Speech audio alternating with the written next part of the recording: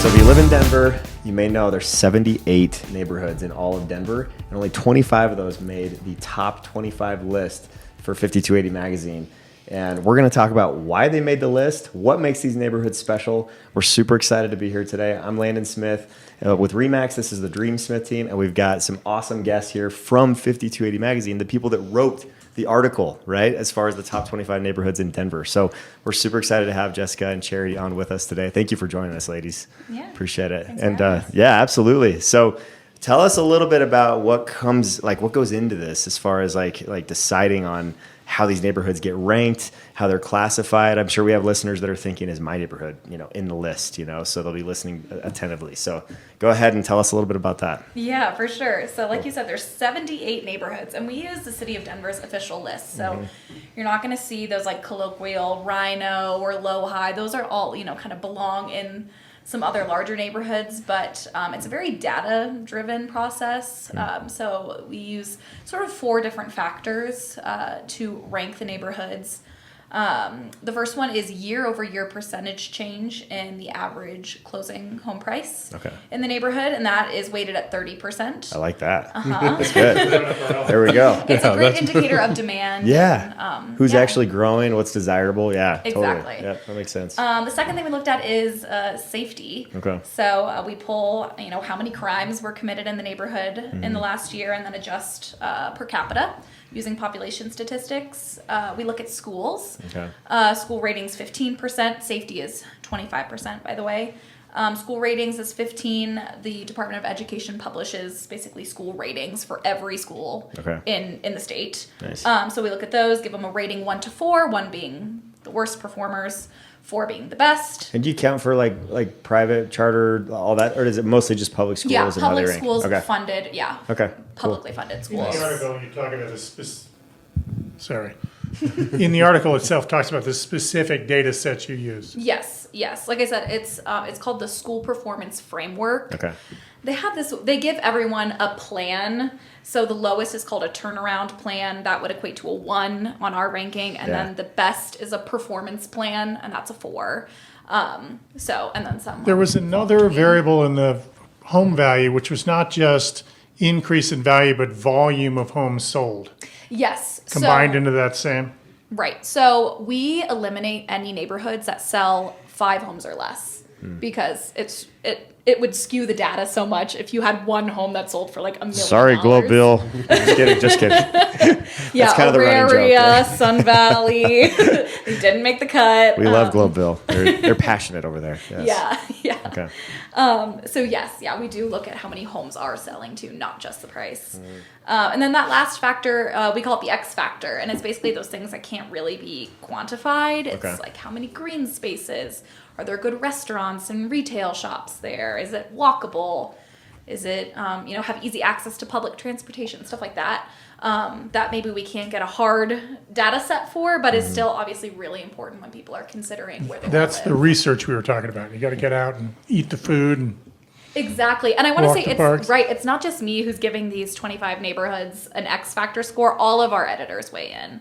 Because maybe I haven't spent a ton of time in Platt Park, but our food editor has, and he'll weigh in on our X factor. So it's a lot of expertise that goes into. how many years have you guys been doing it? Oh, I think 15. 15? Each year Yeah. you come out with a top 25. Nice. Yep, every March to May timeframe. Nice. So take a little break. So Charity and I have been pals for 20 years, we discovered, from industry, and you've been out there killing it, doing a lot of things. Is that worth a couple minutes? How did you end up editor-in-chief, publisher of 5280? I think it's probably a good story. Sure, and I certainly would never claim the editor-in-chief Sorry, title. No, that's okay. Jess LaRusso is our editor-in-chief, and she and the editorial team get all the credit for our top 25 best neighborhoods, as well as all the editorial. I have been in media for a good long 25, 30 years and had known our founder, Dan Brogan, for a long time, being in Denver media, and was looking to expand my portfolio. And so reached out to him a couple years ago and said, when you're ready to retire, I would hope you'd consider me as the next steward for 5280.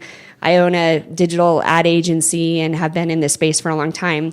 And he picked up the phone and called me, which was perfect. And he said very specifically he wanted to have somebody steward the magazine that was independent, that was local, that had raised their family here, had business here, like understood Denver. Because in media, like there's a lot of outside coming into that space. So I was really proud to take it over. What have you learned you didn't expect, and what was right up your alley? So the right up my alley is the journalism. I really wanted to make sure that the journalism stayed as sound and as independent as it always had been. That was a commitment I made to him and a commitment I made to the team. And I'm really proud to say that we won several national journalism awards again this last year. So That's awesome. Yeah, thank great. you. We're seeing it more and more, just like Rise Up and seeing it online. Yeah, too, so. I hope you guys, Cool. we want you to see 5280 everywhere. Yeah. In your social feeds, on the web, right? And obviously our gorgeous magazine. Yeah, that's Included in our Smedra membership now. Oh, thank you very much. Yeah. cool. Yeah. And you're going to start seeing a lot more events from us. Like we have a unique opportunity to bring the magazine to life and help people experience Denver the way we see it. And so you'll see more and more of that from us too. No, that's great. Well, back to the neighborhoods. So when we talk about some of these key neighborhoods that were like the most fun to write about, right? Yeah. That were just like, really exciting, and a lot of people love talking about. What were some of the ones that stood out? Yeah. So we were talking about this earlier, but Baker has such a close spot in my heart. Actually, before this year, it had never made the top 25 before. So it debuted this year at number 11, which is a really strong showing for Baker. And in the past, it's just kind of struggled with some crime issues. Schools were not always the best, but it really seems to be like finding its footing with its crowd now. Yep. Its schools got a really strong 4 this year, meaning every score in Baker, or actually Baker might not have any schools in it, which means we used adjacent schools in adjacent neighborhoods to all top performers. It had a really strong real estate year in 2025, and it's just like it's impossible to be bored in Baker. Yeah. There's so much to do, especially up on that South Broadway, east boundary of Baker. That incredible restaurants, Art districts, right, are huge, pretty Yes. eclectic. Yeah. Orient, like what do you think of when you think of Baker? Acoma. Well, but Punch Bowl Social. That's always the anchor. Yes. Punch Bowl Social. They got a new art gallery this past year called the Cookie Factory. This is like empty nester, like old people. Like we've done the Friday night art walk. We're getting ready to do it a second time. Nice. Anyway, it's right there. No, good dinner, good art. Yeah, and the Cookie Factory, if you haven't seen the inside of that building, go to 5280.com and do a search for it, because we did, a gorgeous spread on them earlier this year. It's beautiful. Free to the public. So, that's a great asset to Baker. That's So cool. tee up a bit what you were going to say. Tell them about Acoma. Oh, we've got a build project that's about to come live there where we've got 9 units just a couple blocks away from 2 blocks away from Punch Social there. So, Yeah. I mean, that is not a plant, people. yeah, That is true. Beautiful homes, but I think that's what got them in. They had a very good year in terms of growth of value, Yep. as well as growth in number of transactions. Yeah. That's how I read it. And So that there- bodes pretty well for us. So And there's an area that's the historic district, so they have like lots of requirements for that, for the builds, and if you are going to infill and build a new building, what you got to build with, and all the materials and that type of stuff is sight lines. But once you go off that historic line, you can actually have a little bit more freedom. So, yeah, and the places we're talking about beautiful. They're west facing and they're tiered, so everything has, aside from all the smoke of late. yeah, and rooftop Beautiful patios, yeah, it's gorgeous. So, So maybe in the and 2.5-car garages in Denver, which nice rarity. we'll find some video. Maybe that aerial shot you did. We'll Okay. slide it in here. But Yeah. anyway, that's Baker. So that was Baker just out of the top 10. Yeah, just out of the top 10. Cracking into our top 10, Skyland took the number 10 spot. And Skyland is a neighborhood I feel like people never talk about, and we totally should be. I looked all these places up on the map, and you're like, oh, yeah. Right? But I didn't know that. Right? I feel like, so Skyland at number 10, it's, if people aren't aware of where Skyland is, it's just north of City Park. It actually encompasses that City Park golf course, goes all the way up north to MLK Junior Boulevard, and then east-west boundaries are York Street and Colorado Boulevard. What is the bottom? That's like 8th? What is the bottom? The one that runs right through City Park, right by the zoo. It's something like that. Low teens. Okay. Yeah.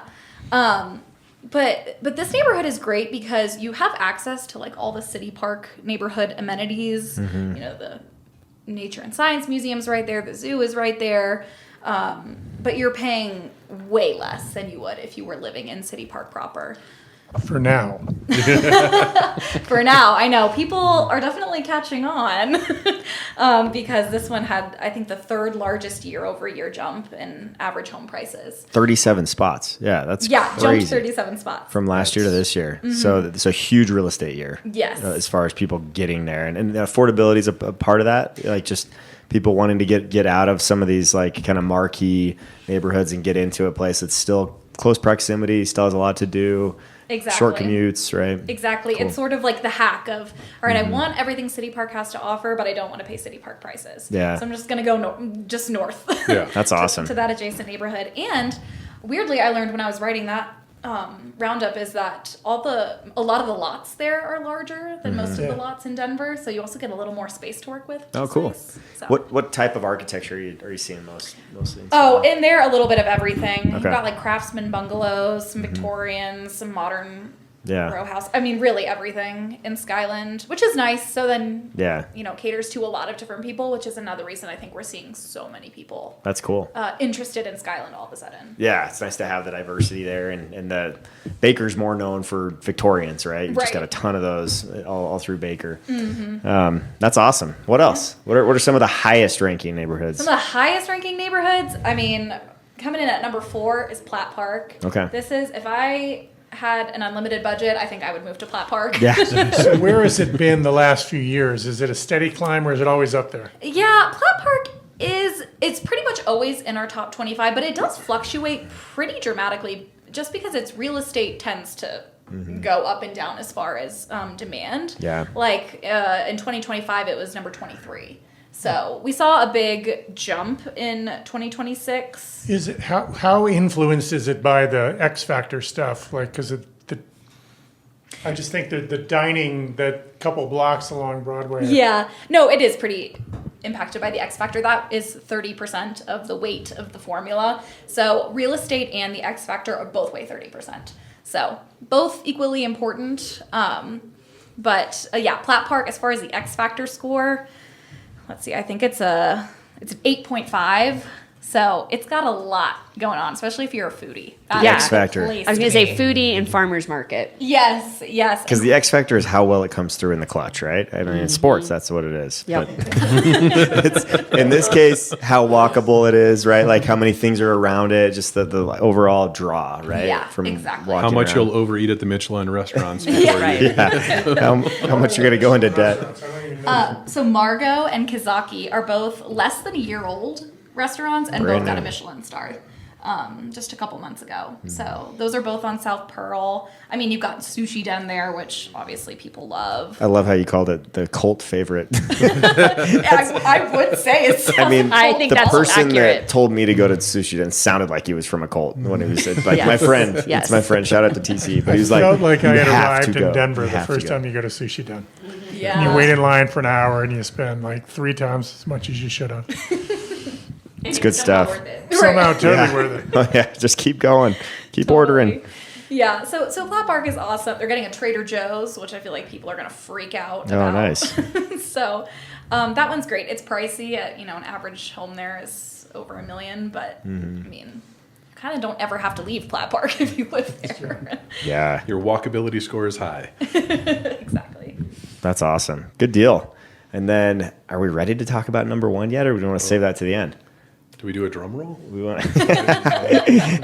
I mean, viewers are probably guessing, but I think they should comment down below and guess as to yeah. what we What need do you? here, so. What do you? Well, tell us about Hilltop first. Yeah, I mean, everybody who knows Hilltop knows it's pricey. You're paying for luxury. You're paying for some privacy. I mean, it's the most expensive neighborhood in Denver by a lot. I don't think I knew that. Really? Hilltop was the most expensive. Did not know. Yeah, average home price is just over $2 million there. So, yeah, you're paying for for the luxury there. It's super safe. It's the third safest neighborhood in Denver. Hilltop, Wellshire, Belcaro, all of those neighborhoods sort of have the same vibe, but Hilltop is like the crown jewel. You know? Kind of a good connection from a locality standpoint between Cherry Creek and downtown Denver, right? So Yep. You've kind of got access to both there, and Right. Yeah. I think that's another reason people like Hilltop is because while there's not a ton to do in Hilltop itself, it's incredibly residential. Yep. It's so close to Cherry Creek that it's easy to like pop over there for dinner, to go shopping. Yep. Is that where you noted the elementary school as kind of the anchor of the community? Was that Hilltop? Oh, yes. I think that. Steel. Yes. No, You say that and you that's just- Wash Park. Oh, Is okay. Steele Elementary School. I've got Spoiler alert. we have a lot of friends who live in Wellshire, or what they call South. Anyway, Wellshire, Slavin's Elementary School. It's like I can't roll my eyes enough. But it's the premium. You move like across Colorado, the same home, same neighborhood, and it's 30% premium, something like that. Wow. Yeah. I love Park Burger. That's one of my favorites. Oh, Park Burger's so good. But it's like one of Yeah. the few restaurants there are in It's so Hilltop. good. So. Tell us about Call Your Mother. Oh, Call Your Mother is incredible. If you haven't been, I think it's a DC original Yeah, I've heard that. bagel place, but they're awesome. They have great bagel breakfast sandwiches. If you haven't gone, the Hilltop location is one of their newer ones. It's a great name. Yeah, Call Your Mother for breakfast. It's worth calling your mom about. Call your mom about Tell her about this bagel. We joked a bit in one of the breaks or before we started. Like, how often do you and the editors are you out there partaking? All the time? A lot. Like embarrassingly Probably so. too much. First-hand experiences. That's great. right. That's right. Wow. Yeah, I mean, someone else from your team was asking, like, how do you guys come up with story ideas? I'm like, well, you have to be out in the community experiencing it to come up with story ideas. So. I love that. Now I want to listen to you and read your articles now I even wanna more. hear another So story I'm like, about she's it. been there. She knows. Well, and if you don't already follow Mark Antonation, our food editor, right? I mean, he is everywhere. Like he's Nice. been on his hot dog kick for a little bit, and so our internal Slack will be like, check this one out. Yeah. Check this one out. Yeah. Okay. Yeah, and his Better than Costco? Costco's pretty good, but yeah, that's fair. Costco is pretty good. Yeah, and he just published our top ice cream list. So we can probably put that in the Yeah. in the tagline. Yeah, and there's lots of chatter around that because people are very That's awesome. passionate about their ice cream Can you list. spoil it and tell us who's number one? Oh on the no, ice you got to cream go list? check it out. Oh, right. good job, Cherry. Create some, Thank you. create some See? curiosity there. I definitely will. I love ice cream. And then number one. Number one, I feel like no one will be surprised, but it is Washington Park. This neighborhood is like the darling of Denver. It's It been seems number like- one for the 30 years I've been here. I swear to goodness. Yeah. Yeah. It is That's number incredible. one quite frequently. 2026, 2024, 2023. The years it's not been number one, it's been number 2 or 3. I think so. some would think Cherry Creek probably, but Cherry like- Creek actually Cherry wasn't Creek even is- on the it's not a list last neighborhood. year. Right. Because It's it's, too all big? around it. Okay. Yeah. It's like Lodo All or encompassing. Rhino. Yeah. Gotcha. Yep. Okay. And that's another one that the real estate fluctuates so much like last year Yeah. really did not have a great, or 2024 I should say, didn't have a great real estate year for Cherry Creek, so it missed the list entirely. Yeah. Yeah. So, That But would with make all sense. the new development With going a in couple there, listings I have it'll over pop there. up. It's a mess. Actually, it's not good. Actually, Yeah. I remember a meeting when you sold Maroon Ventures, and that was the beginning of all that huge holes in the ground. Yes. How's Highland? Are they up, down?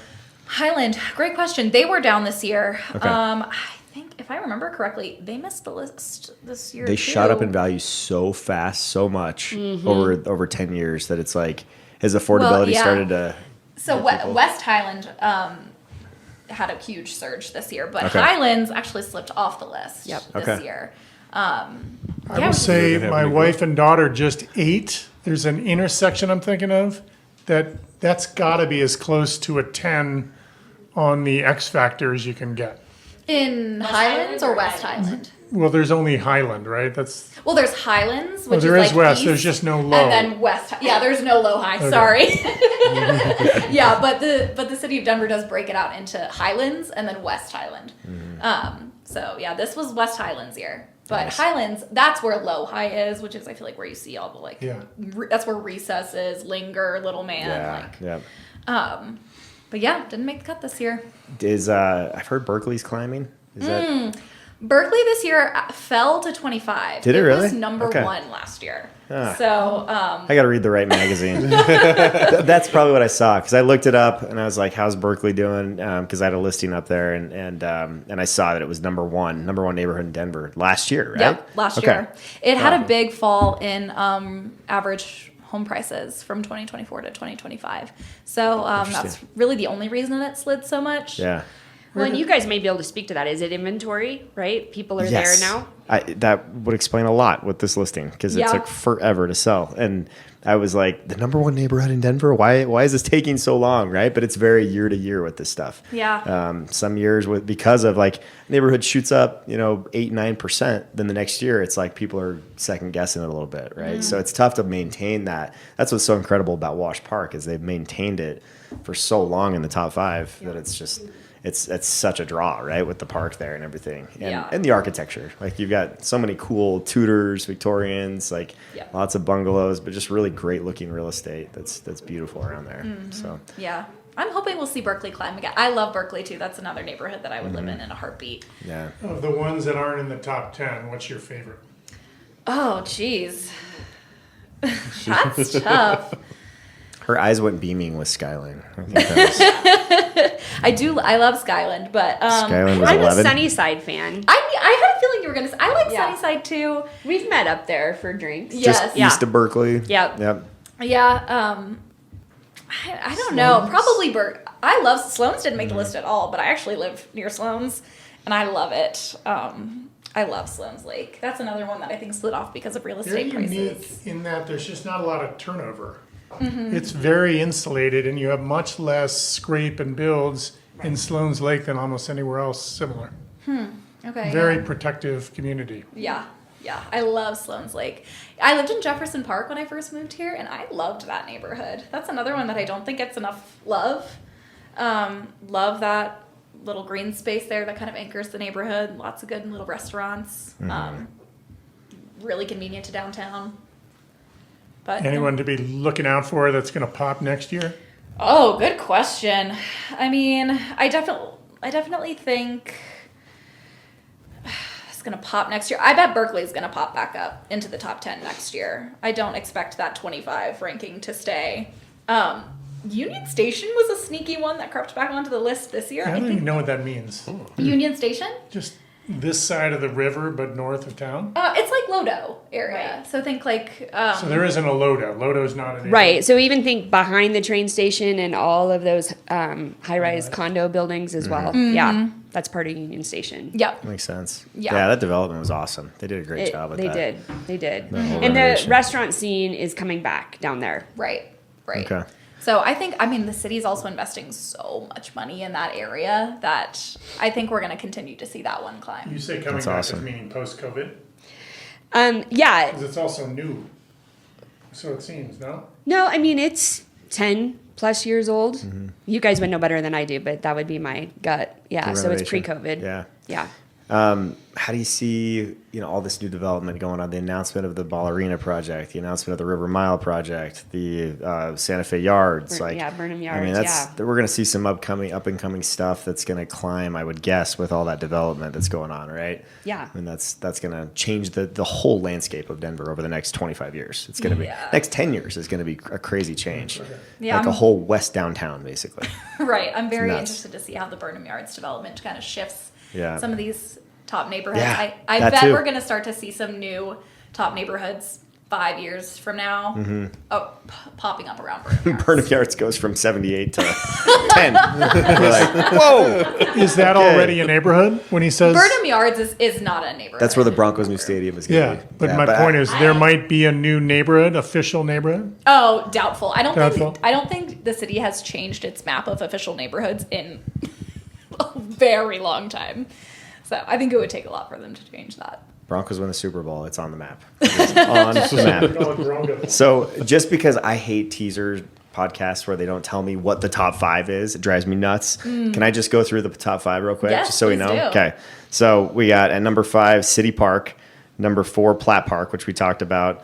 And like, this is like interesting, the average price in these neighborhoods too, right? Like $1,079,000 in City Park, 1.184 in South Park Hill. Which is pretty impressive. That's number 3. And then, as if Wash Park didn't get enough spotlight, Wash Park West is number 2 at almost 1.1, and then Wash Park at 1.89. Right, so that's how much they've just continued to climb and demand value over Good there. place to invest. Yes. So kind of bringing it back to the real estate side, but man, it's incredible just how many awesome neighborhoods we have in the city, in Denver, and there's just a unique aspect to all of them, which is so cool. Yeah, we're very lucky that is kind of how you think of Denver, is visiting each of these little itty bitty neighborhood communities. Yeah, definitely. And I've heard so many people like complain about the food scene, and I grew up here my whole life, so We're a bit I've always biased. We think it's pretty good. enjoyed No, it drives it. me crazy when people. I I'm like it like, too. They're you all could from have California. flowers. They're all from Yeah. California or Chicago. But they come here and they just like, they kind of look noses up at our food. And now we have 2 Michelin restaurants that are here. And if anyone's like very sophisticated, high society type foodie, they've got some stuff too now. Like The it's restaurateur every for level. Beacon is opening a new place on 16th Street. That's just been announced. Yeah, like there's some good things, and there's some restaurateurs that are really invested in Denver. That's awesome. That's Yeah. cool. Oh yeah, all of Johnny Curiel's restaurants are Yes. either have a Michelin or are on their way to getting Yeah. a Michelin. Yes. That's awesome. What are some of those? Alma Fondafina, if you haven't been there, that one's in Lowhigh. Yeah. Incredible. That one has a Michelin star. Just next door, he opened Mezcaleria Alma. Oh, I love that place. Yeah, that one's incredible. It's really good. In Cherry Creek, he's got El Tenyo and the Clayton Hotel. He has exploded in the last like 2 years. He's opened like 6 or 7 restaurants. All right, so we have a few more podcast episodes when these come out. Oh yeah, big time. Yeah, this will get us off on some tangents. We may here. have to go live on scene for those. So. Is Exactly, boots on the ground reporting. is Larimer Square, is that considered a neighborhood, or is that just a? No, Larimer Square is part of Just a probably landmark? Central Business District. Okay. Yes, Gotcha. Central Business District, otherwise known just as downtown. Okay. And is that one on the map? Is it on the top 25 or is not? And probably won't be. Okay. For much of the reason being that not that many people are buying there. Yeah. And yeah, that part of downtown just has really struggled post-COVID. Interesting. Okay. Well, we've gone deep on Larimer, kind of a 14th at one block where there's 10 incredible restaurants. Yeah, feel like- Larimer Square is Just packed with that. It's still Yeah. packed. Yeah, and Romeo is opening, so that's a Bonanno concept is cool. opening right there on the corner across from Tamayo. That'll be really good. Nice. Yeah, That's awesome. Italian dumplings, Ooh, that sounds good. like good fusion. Yeah. Yeah, it'll be interesting to see. You had me at dumplings. Love it. That's great. Well, thank you so much, Charity and Jessica, for joining us. We really appreciate it. You guys have a great product. I love 5280 Magazine, and I'm definitely going to read it even more now that I know that you're out there in the Now field, you know people. trying it, eating it. You know, that's huge for me. So very cool. Well, thanks for coming. Any closing thoughts before we get out of here? Nope, invite us back. We're happy to talk food. Cool. We're happy to talk We neighborhoods. will. We have so many topics we could invite you back for. So be careful what you wish for. But A taste test of ice cream someday.